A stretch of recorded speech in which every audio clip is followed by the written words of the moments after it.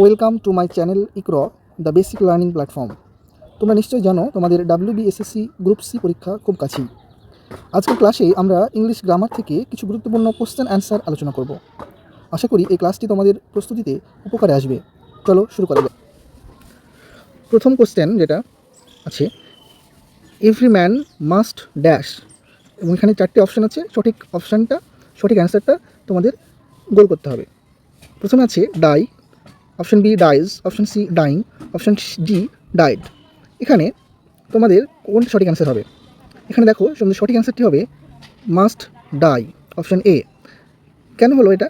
তো আমরা জানি যে কোনো মডেল অক্সিলারি ভার্ব যেমন মাস্ট, ক্যান, শুড, এই সমস্ত ভার্বের পরে আমরা সবসময় ভার্বের যে মূল ফর্ম অর্থাৎ ভার্বের বেস ফর্ম সেটা ব্যবহার করি।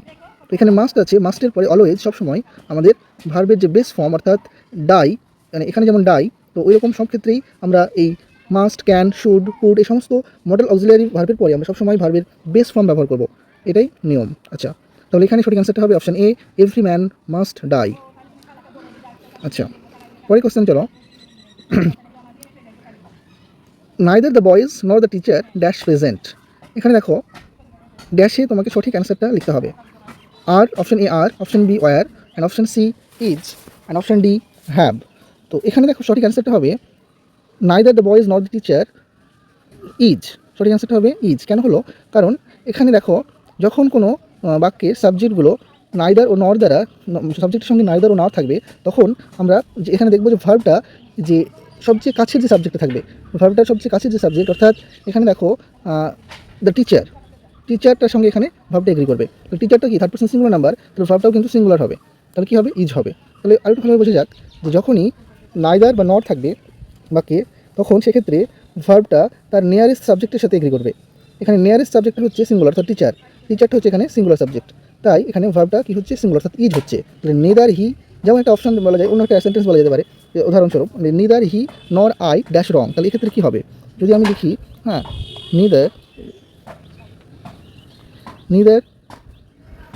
হি নর আই ড্যাশ রং, তো এক্ষেত্রে মাঝে ড্যাশে কী বসবে? এখানে দেখো নিদার হি নর আই, দুটো সাবজেক্ট হি অ্যান্ড আই যুক্ত হয়েছে নিদার এবং নর দ্বারা। তো এক্ষেত্রে দেখো ভার্ব যেখানে বসবে সেই ভার্বের সবচেয়ে কাছের সাবজেক্ট কোনটা? আই। তাহলে আইয়ের সঙ্গে তাহলে কোন বিভাগ বসবে? কোনটা বসবে? আয়ের সাথে কোনটা এগ্রি করবে?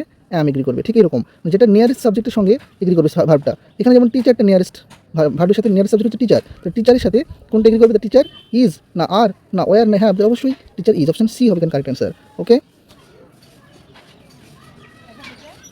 এখানে দেখো এটা এক্সপ্লেনেশন দেওয়া আছে যে উইথ নাইদার নর, verb agrees with nearest subject, যেটা দ্যাট ইজ টিচার, অর্থাৎ সিঙ্গুলার। এখানে টিচারটা সিঙ্গুলার সাবজেক্ট, অর্থাৎ তাহলে ভার্বটা কী হবে? ভার্বটাও সিঙ্গুলার হবে। আচ্ছা, আমরা পরের কোশ্চেনে যাব। পরের কোশ্চেন হচ্ছে দেখো, he has been working here dash 2015। সে এখানে 2015 সাল থেকে বসবাস করে। তাহলে দেখো এখানে আমাদের যে ড্যাশ আছে সেই ড্যাশে কী হবে সেটা লিখতে হবে। সিন্স হবে, না ফর হবে, না ফ্রম হবে, না বাই হবে? আমাদের এখানে দেখো এটা কী ধরনের সেন্টেন্স আছে, এটা কী ধরনের টেন্সে আছে?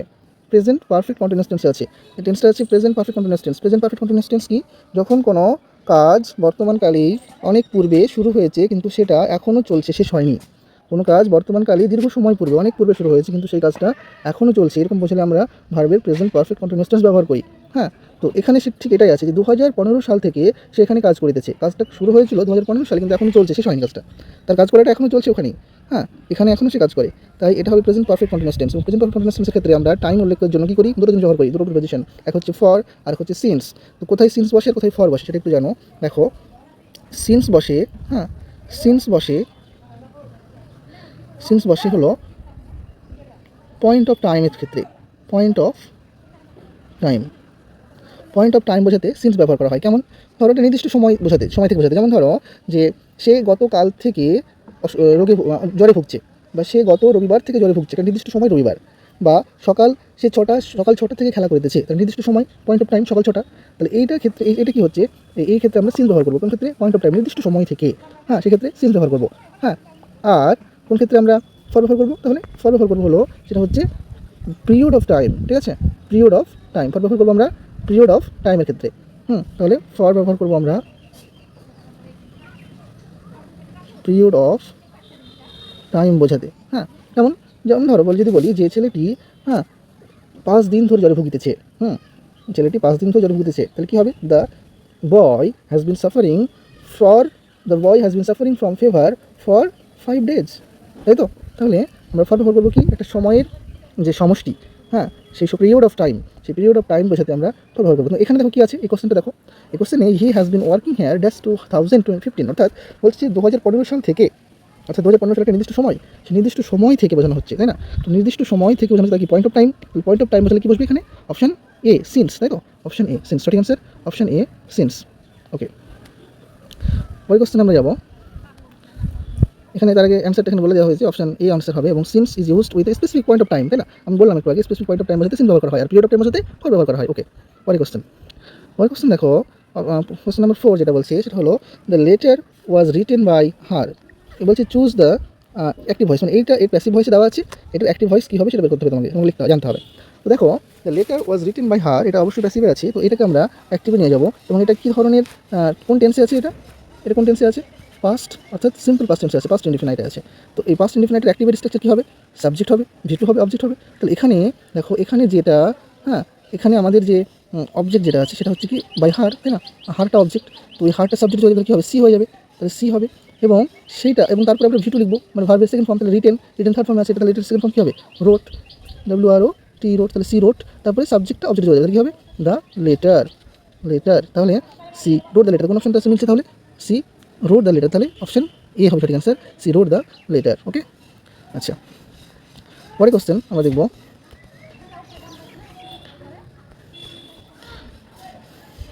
এখানে বলেছে he said, I am busy, choose the indirect speech. এটার ইনডিরেক্ট স্পিচ কী হবে? অর্থাৎ ন্যারেশন চেঞ্জ করতে বলা হয়েছে এখানে। দেখো, ন্যারেশন চেঞ্জের যে নিয়ম সেটা হচ্ছে, আমাদেরকে প্রথমে যেটা দেখতে হবে সেটা হলো এর রিপোর্টিং ভার্ব। এখানে রিপোর্টিং ভার্ব কি? এখানে রিপোর্টিং ভার্ব হচ্ছে সেড, SAID, সেড। সেডটা কোন টেন্সে আছে? পাস্ট টেন্সে আছে, অর্থাৎ পাস্ট টেন্সে যখন থাকবে, এবং ওই রিপোর্টিং যে স্পিচ, রিপোর্টেড স্পিচ, এটা মানে কোটেশনের যেটা থাকবে সেটা রিপোর্টেড স্পিচ। এই রিপোর্টেড স্পিচটা যদি অ্যাসার্টিভ সেন্টেন্সে থাকে, তাহলে আর এইটা যদি এই রিপোর্টিং ভার্ব যদি পাস্টে থাকে, তাহলে রিপোর্টেড স্পিচের কিন্তু টেন্সে পরিবর্তন হবে নিয়ম অনুযায়ী। কেমন? এখানে দেখো, এই রিপোর্টেড স্পিচটা কোন টেন্সে আছে? আই এম বিজি, এটা প্রেজেন্ট ইনডিফিনাইট টেন্সে। তাহলে প্রেজেন্ট ইনডিফিনাইট টেন্সে থাকলে কোন টেন্সে পরিবর্তন হবে? পাস্ট ইনডিফিনাইট, অর্থাৎ সিম্পল পাস্টে পরিবর্তন হবে, তাই না? তাহলে এক্ষেত্রে আমরা কী করবো? দেখো, তাহলে এখানে অ্যান্সার কী হয়ে যাবে? তাহলে হি সেড বসে যাবে নিয়ম অনুযায়ী, হি সেড। তাহলে সঠিক অ্যান্সার কী হবে? হি সেড, তারপর নিয়ম অনুযায়ী কী হবে? দ্যাট বসবে, কখন ঠিক কী বসবে? That, he said that. এবার দেখো, সে বলেছিল কি আমি ব্যস্ত, তাহলে এখানে কে ব্যস্ত? সে, তাই না? তাহলে আইটা কী হয়ে যাবে? আইয়ের জন্য কী হবে? হি হয়ে যাবে, আইটা হি হয়ে যাবে। এবং হিটা এরপরে যেটা আমরা, এবং এই সেন্টেন্সটা, এটা কী হবে? এটা সিম্পল প্রেজেন্ট আসলে সিম্পল পাস্ট হয়ে যাবে। তাহলে এরপরে কী বসবে? ওয়াজ বসবে নিশ্চয়ই, তাহলে হি ওয়াজ বিজি। তাহলে এখানে সঠিক অ্যান্সার হবে he said that he was busy. কোন অপশনটা আছে? He said that he was busy, option A. Option A হবে সঠিক অ্যান্সার, তাই না? ওকে, পরের কোশ্চেনে যাই। দেখো, এখানে বলছে choose the synonym of abundant. Synonym বলতে সমার্থক শব্দ। তো একই অর্থযুক্ত আরও একটা শব্দ ইংলিশে, অ্যাবান্ড্যান্ট মানে কি? অ্যাবান্ড্যান্ট মানে হচ্ছে প্রচুর, প্লেন্টি, প্রচুর থাকা, অনেক বোঝাতে অ্যাবান্ড্যান্ট ব্যবহার করা হয়। তো অ্যাবান্ড্যান্টের দেখো সিনোনিম এখানে কী হবে? অ্যাবান্ড্যান্টের সিনোনিম হচ্ছে প্লেন্টি। দেখো, প্লেন্টি মানে প্রচুর। অপশন এতে আছে স্কেয়ার্স হবে না, স্কেয়ার্স মানে হচ্ছে মানে ঘাটতি, স্কেয়ার্স মানে ঘাটতি, অল্প। তাহলে এক্ষেত্রে স্কেয়ার্স বিপরীত হয়ে যাচ্ছে, স্কেয়ার্স হবে না। অপশন সিতে রেয়ার আছে, দেখো রেয়ার মানে দুষ্প্রাপ্য, যেটা দেখা যায় না এরকম, তাহলে এটা বিপরীত হয়ে যাচ্ছে, সমর্থক হচ্ছে না, সিনোনিম হচ্ছে না, অ্যান্টোনিম হয়ে যাচ্ছে। স্মল মানে ছোটো, এটা তো মিলছেই না। তাহলে এখানে অপশন বি দেখো, প্লেন্টি মানে প্রচুর। এটা কিন্তু খুব গুরুত্বপূর্ণ একটা তোমার সিনোনিম। পরীক্ষায় অনেক আসে। অ্যাবান্ড্যান্ট থেকে কী হবে? অ্যাবান্ড্যান্ট থেকে সঠিক অ্যান্সারটা হবে প্লেন্টি। ওকে, প্লেন্টি, অপশন বি হবে সঠিক অ্যান্সার। ওকে, পরের কোশ্চেন দেখো, এখানে দেখো অ্যান্সারটা বলা আছে অ্যাবান্ড্যান্ট মিন্স প্লেন্টিফুল, অনেক প্রচুর, অপশন বি হবে সঠিক অ্যান্সার। পরের কোশ্চেন দেখো, choose the antonym of scarce. Scarce যেটা আমি একটু বললাম, স্কেয়ার্স অপশনে ছিল, ওটা অ্যাবান্ড্যান্টের ক্ষেত্রে আমরা দেখলাম না, অ্যাবান্ড্যান্টের যেটা ছিল সিনোনিম অ্যাবান্ড্যান্ট, ওটার অপশনে ছিল কি? স্কেয়ার্স অপশন নিতে। স্কেয়ার্স মানে কি বললাম? যে ঘাটতি, মানে অল্প, স্বল্পতা। ওটাই বিপরীত লিখতে বলেছে, তাই না? মানে অল্প, ঘাটতি মানে প্রচুর, ঘাটতি থাকা মানে অল্প থাকা এখানে, তাহলে তার বিপরীতে কী হবে? প্রচুর থাকা, তাই না? প্রচুর ব্যবহার হবে। তাহলে এটা দেখো, রেয়ার মানে দুষ্প্রাপ্য, যেটা খুবই কম দেখা যায় না এরকম, তাহলে রেয়ার তো হবে না, রেয়ার তো সিনোনিম হয়ে যাচ্ছে, তাই না? সমর্থক হয়ে যাচ্ছে, হবে না। লিমিটেড মানে কি? সীমিত, তাহলে সীমিত হবে না।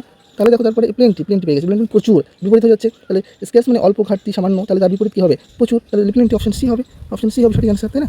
তাহলে এখানে অপশন সি হবে কারেক্ট অ্যান্সার। ওকে, তাহলে অ্যাবান্ড্যান্ট মিন্স প্লেন্টিফুল, ওটা। আর scarce means limited, opposite is plenty, তাহলে অপোজিট অফ প্লেন্টি হবে, অপশন সি হবে সঠিক অ্যান্সার। পরের কোশ্চেন দেখো, যেটা আছে হি ইনসিস্টেড ড্যাশ গোয়িং।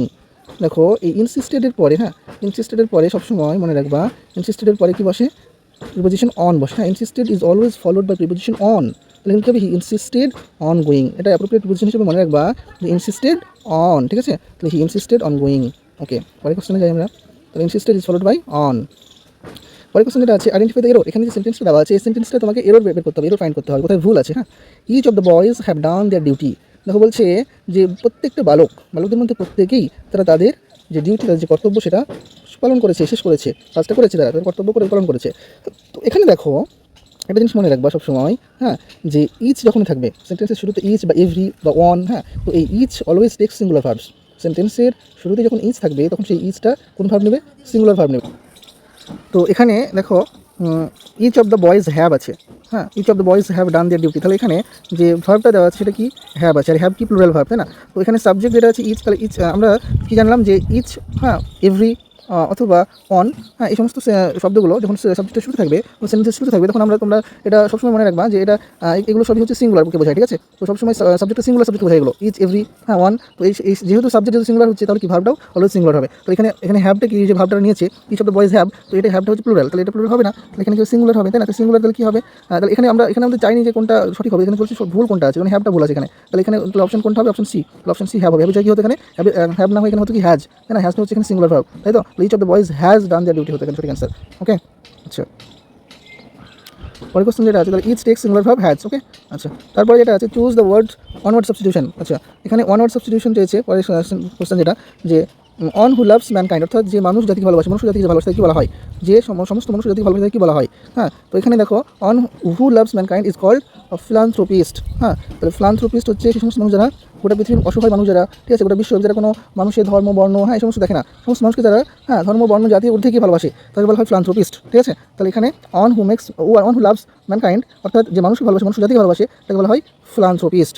হ্যাঁ, আচ্ছা, এর অপশন বিতে দেখো মিসোগ্যানিস্ট আছে। মিসোগ্যানিস্ট হচ্ছে এখানে তোমার, এটার মানে হচ্ছে যারা ওই তোমার নারী জাতিকে যারা ঘৃণা করে, ঠিক আছে?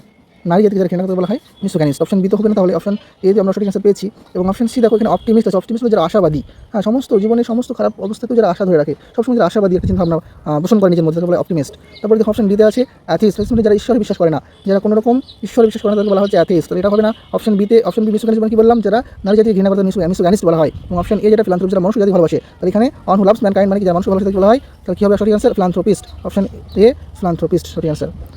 তাহলে অপশন এ ফিলান্থ্রোপিস্ট হবে এখানে। ফিলান্থ্রোপিস্ট মিন্স লাভার অফ ম্যানকাইন্ড। আচ্ছা, আচ্ছা, আজকে এই 10টা কোশ্চেন আলোচনা করলাম। তোমাদের যদি ভালো লাগে তাহলে বলবে, আমরা এরপরে আরও অনেক কোশ্চেন নিয়ে আসবো। হ্যাঁ, তো আজকে আপাতত এইটুকু, কোশ্চেনগুলো একটু ভালোভাবে দেখবে মনোযোগ করে। আচ্ছা, ওকে।